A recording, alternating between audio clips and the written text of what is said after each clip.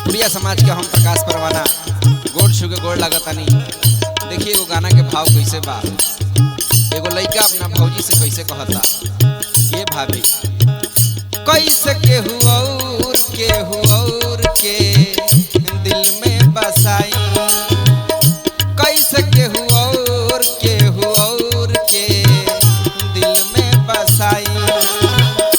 मंदिर के सोझा इजहार कैले बानी, मंदिर के सोझा इजहार कैले बानी। एगो चांद जैसन लइकी से हम प्यार कैले बानी, एगो चांद जैसन लइकी से हम प्यार कैले बानी। कैसे केहू और के दिल में बसाई, कैसे केहू और के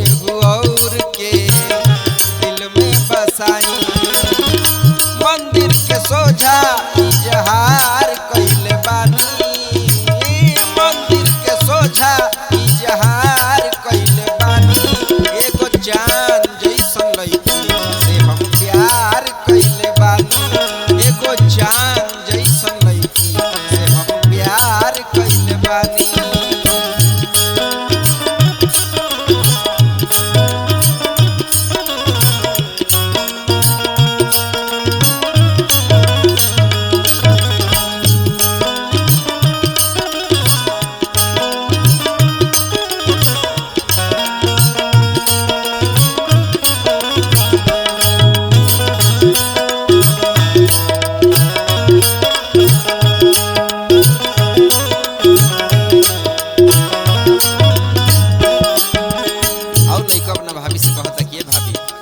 मुश्किल हो जाला जीना ओकरा के देखे बिना,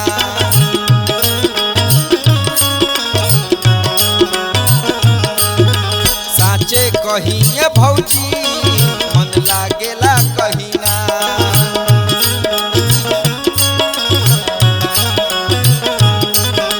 मुश्किल हो जाला जीना ओकरा के देखे बिना, साचे कहिए भौजी मन लागेला कहिना। साचे कहिए भौजी मन लागेला कहिना। मंदिर के सोझा इजहार कैले बानी, संगे जिए मरे के करार कैले बानी।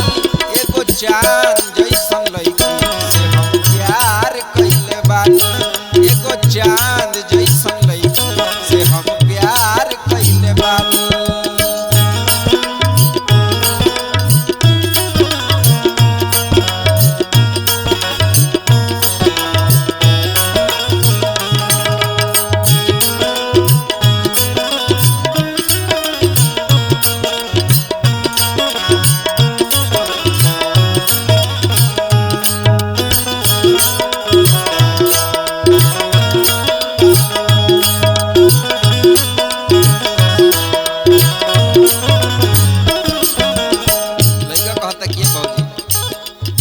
बात कहतनी सब सच बा, खाली चल के तू देख लो।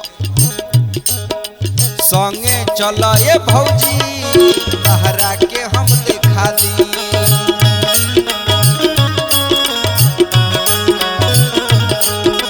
लाखों में एक बिया कतना करी पढ़ाई।